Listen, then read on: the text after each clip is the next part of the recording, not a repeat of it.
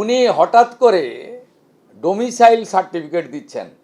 মুখ্যমন্ত্রীর আইনের বই পড়া উচিত। সবকিছু যদি অচল হয় তাহলে তোমরা অচল।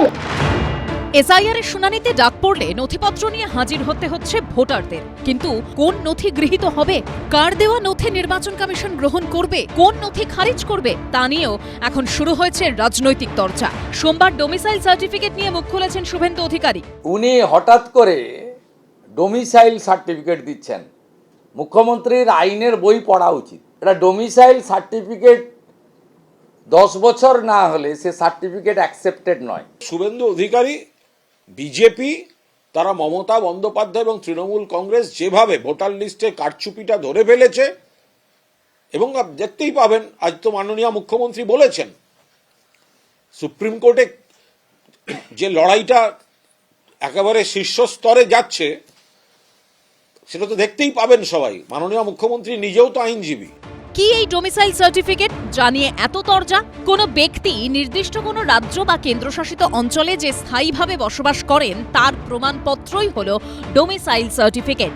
কলকাতার ক্ষেত্রে ডোমিসাইল সার্টিফিকেট ইস্যু করে কলকাতা পুরসভা। এছাড়া অন্য জায়গার ক্ষেত্রে ডোমিসাইল সার্টিফিকেট বা জাতিগত শংসাপত্র ইস্যু হয় মহকুমা শাসকের দপ্তর থেকে। অন্যদিকে বার্থ সার্টিফিকেট ইস্যু হয় স্থানীয় পঞ্চায়েত ও পুরসভা থেকে। শুধু ডোমিসাইল সার্টিফিকেটই নয়, ওবিসি সার্টিফিকেট নিয়েও বাগযুদ্ধে জড়িয়েছেন মুখ্যমন্ত্রী এবং বিরোধী দলনেতা। ওবিসি নিয়ে সুপ্রিম কোর্টের যে জাজমেন্ট রয়েছে, তারপরে যদি আপনি সবাইকে ওবিসি করতে আরম্ভ করেন, ওবিসি কারা হবে তো ওবিসি কমিশন এবং ভারতবর্ষের পার্লামেন্ট বলে দিয়েছে।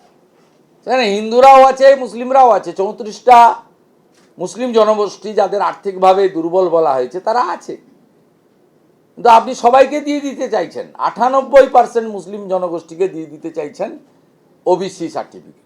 ডিএমএস সার্টিফিকেট চলবে না, গভর্নমেন্টের সার্টিফিকেট চলবে না, এসসি সার্টিফিকেট চলবে না, এসটি সার্টিফিকেট চলবে না, ওবিসি সার্টিফিকেট চলবে না। তো কি চলবে?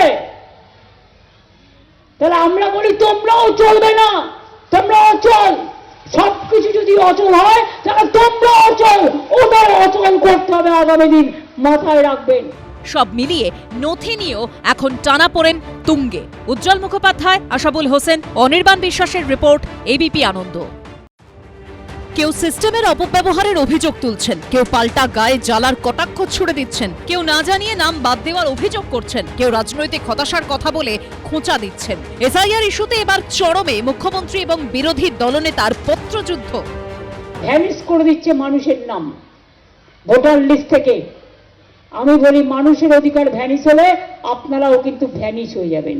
মুখ্যমন্ত্রীর চিঠি ব্যবহার করে জ্ঞানেশ কুমারজিকে লেখাটাই অবৈধ এবং অসাংবিধানিক। তৃণমূল কংগ্রেসের প্যাডে লেখা উচিত ছিল। শনিবার মুখ্য নির্বাচন কমিশনার জ্ঞানেশ কুমারকে চিঠি পাঠিয়ে এসআইআর প্রক্রিয়া অবিলম্বে স্থগিত করার দাবি জানিয়েছিলেন মমতা বন্দ্যোপাধ্যায়। সোমবারই মুখ্যমন্ত্রীর চিঠির পাল্টা মুখ্য নির্বাচন কমিশনারকে চিঠি দিলেন শুভেন্দু অধিকারী। মমতা বন্দ্যোপাধ্যায় যখন না জানিয়ে নাম বাদ সিস্টেমের অপব্যবহারের অভিযোগ তুলেছেন, তখন শুভেন্দু অধিকারীর পাল্টা কটাক্ষ এসব জ্বালা ধরানো কল্পকাহিনী ছাড়া কিছুই নয়। মমতা বন্দ্যোপাধ্যায় তাঁর চিঠিতে অভিযোগ করেন, পর্যাপ্ত প্রস্তুতি বা পর্যালোচনা ছাড়াই অকারণে তাড়াহুড়ো করে এসআইআর করা হচ্ছে। এর জেরে গোটা প্রক্রিয়াটি মৌলিকভাবে ত্রুটিপূর্ণ হয়ে উঠেছে।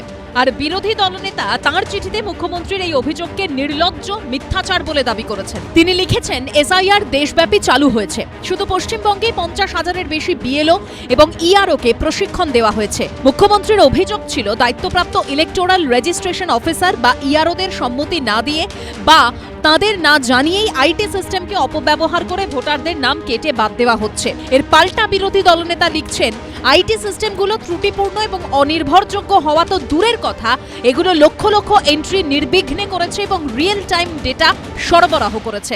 মনে রাখবেন যে 54 লক্ষ নাম্বার দিয়েছে, এখানে ওখানে এআই কে দিয়ে কাটিয়ে দিয়েছে। এআই থেকে ঠিক করছে পদবিটা কার চেঞ্জ হয়েছে, কার বিয়ে হয়েছে, কোন মেয়েটা শ্বশুর বাড়ি গেছে, এআই দিয়ে করে বাদ দিয়েছে। উনি এসআইআর বাদ দিয়ে নির্বাচনটা করতে চান পুরনো ভোটার লিস্টে। মৃতদের ভোট ছাপ্পা মেরে, ভুয়া ভোট মেরে দিয়ে 58 লক্ষ ভূতের ভোট মেরে দিতে চান, যেভাবে 24-এ তিনি বা তার লোকেরা 7 ফেজে ক্যামেরা বন্ধ রেখে ভোট করেছিলেন, বিকেল 4টে থেকে 6টা 2 ঘন্টা করে একই দৃশ্যের পুনরাবৃত্তি ঘটাতে চান, কিন্তু আমরা বিজেপি এটা এবারে করতে দেব না। জ্ঞানেশ কুমারকে লেখা চিঠিতে মমতা বন্দ্যোপাধ্যায় অভিযোগ করেন, বিভিন্ন সময় নির্বাচন কমিশন যে নির্দেশিকা জারি করেছে তার মধ্যে কোনো সামঞ্জস্য নেই, উল্টে পরস্পর বিরোধী। এমনকি হোয়াটসঅ্যাপেও নির্দেশিকা জারি করা হয়েছে। পাল্টা শুভেন্দু অধিকারী বলেছেন, হোয়াটসঅ্যাপের মতো ডিজিটাল চ্যানেলের মাধ্যমে নির্দেশ দেওয়া বা দ্রুত ব্যাখ্যা চাওয়ার ক্ষেত্রে এটা আধুনিক চটপটে হাতিয়ার। এসআইআর প্রক্রিয়ায় মাইক্রো অবজারভার হিসেবে কেন্দ্রীয় সরকারি কর্মীদের নিযুক্ত করেছে নির্বাচন কমিশন। এদিন চিঠিতে সেই নিয়েও প্রশ্ন তুলেছেন মমতা বন্দ্যোপাধ্যায়। তাঁর দাবি, বেশিরভাগই কেন্দ্রীয় সরকারের গ্রুপ বি কর্মচারী, যাদের এই ধরনের কাজের কোনো পূর্ব অভিজ্ঞতা বা প্রশিক্ষণ নেই। শুভেন্দু অধিকারী দাবি করেছেন, মাইক্রো অবজারভাররা হলেন নিরপেক্ষ কর্মী, যাদের রাজ্য সরকারের সঙ্গে কোনো স্বার্থ জড়িত নেই।